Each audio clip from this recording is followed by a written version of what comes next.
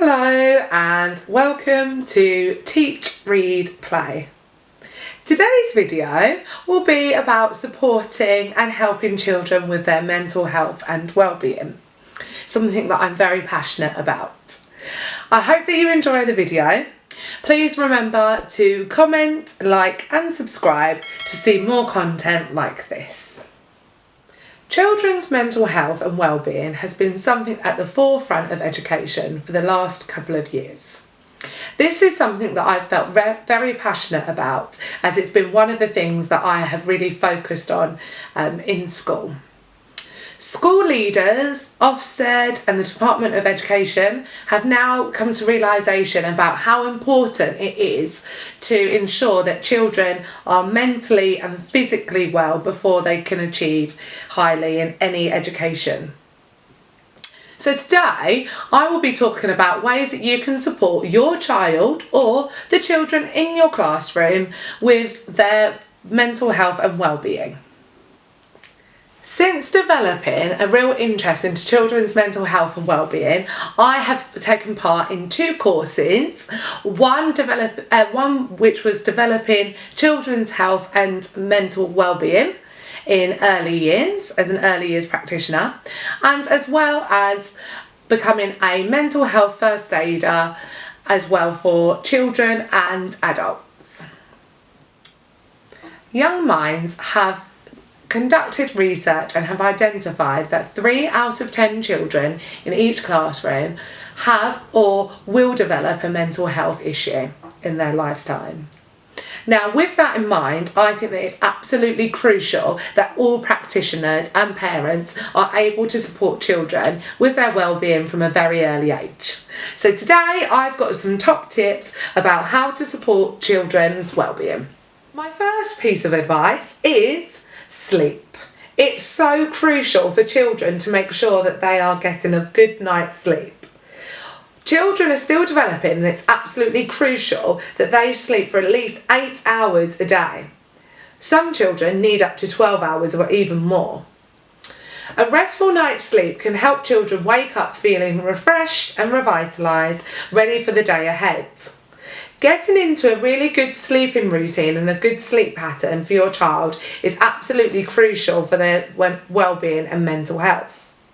You might want to start adapting and introducing a new bedtime routine to ensure that children go to sleep at an early time, ready for them to gain enough rest to feel revitalised and well for the next day. My second piece of advice would be to connect with your child.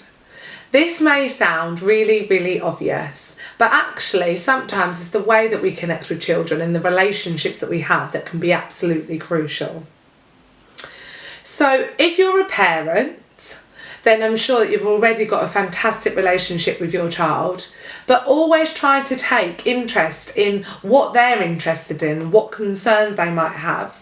You'll probably be the first person to identify if your child isn't feeling very well or are having some changes to their behaviour. If you're working with children in the classroom, or you're a practitioner with children in or outside of the classroom, developing strong relationships with children is absolutely crucial. Children need to feel connected and loved. It's one of the most crucial things that they need to have in their lives. Once children feel a real connection to an adult or someone that they feel supported by, or even friends, this really develops a real sense of self-esteem and self-confidence, which is absolutely crucial for children.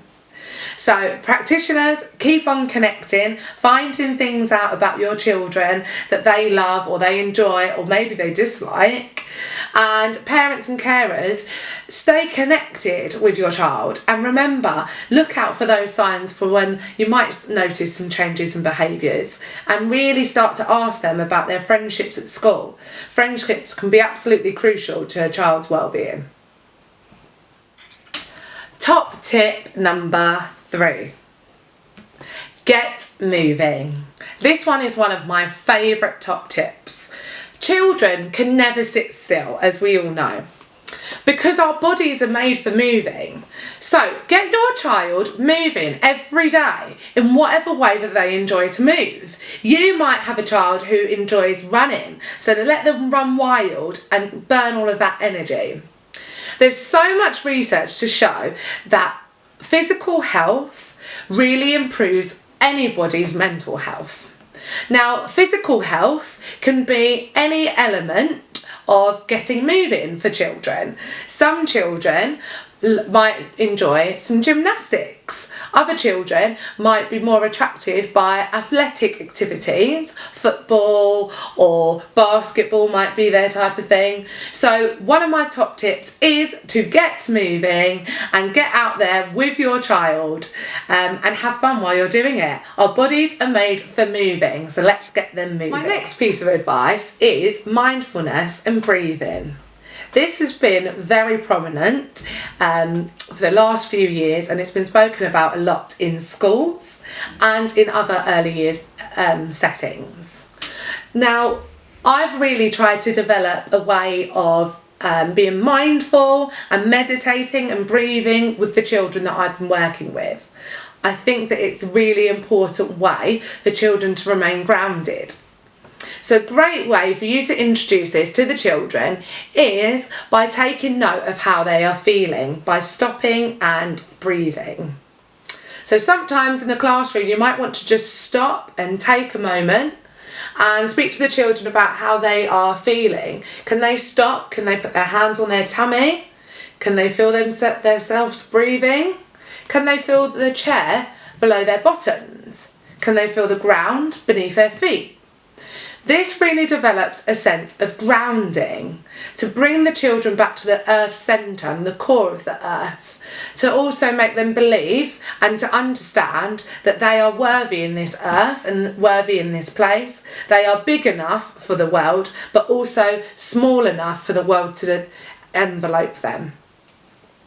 So take those moments to stop, breathe, look outside, take in some deep breaths, and realise and bring yourself back to your reality.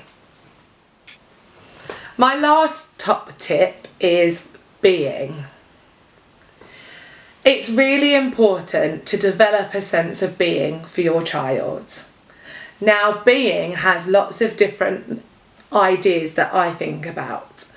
Firstly, I think about accepting ourselves and who we are, and being grateful to be the person that we are. So constantly talking to your child or your children about what makes them special, what makes them unique, what makes them be who they are. Those are really nice ways to give children compliments and to really talk to them about some of the things that are really wonderful about them. They'll really develop a good sense of self-esteem and self-confidence with this in mind. Another way to develop being is to just be in the moment at that time. So we speak a lot about this with the children at school, but at that moment, whenever you are doing something, feel your actions. If you're sitting there, how are you sitting? How are you feeling? And if you are being, if you're feeling sad, and that's an emotion that you're feeling at the moment, be in that emotion and don't feel afraid to talk to your children about this.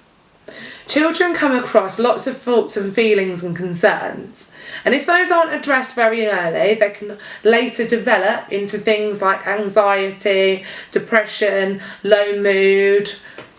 These are some things that will help children to develop some strategies and ways to help them be with their emotions, to start developing a way of understanding how to cope with them.